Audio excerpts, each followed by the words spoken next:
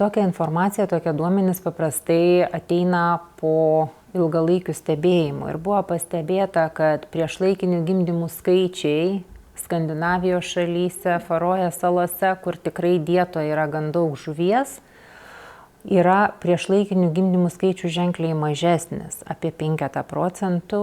Tuo tarpu Amerikoje jisai siekia ir viršyje 10%, Lietuvoje apie 8% kūdikių gimsta neišnešioti.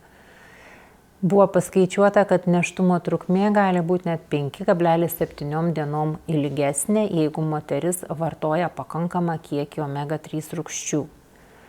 Tuo tarpu, jeigu vartojama per dieną mažiau negu 150 mg omega-3 rūgščių, gali prieš laiką plyšti vaisiaus dangalai ir įvykti priešlaikinis gimdymas.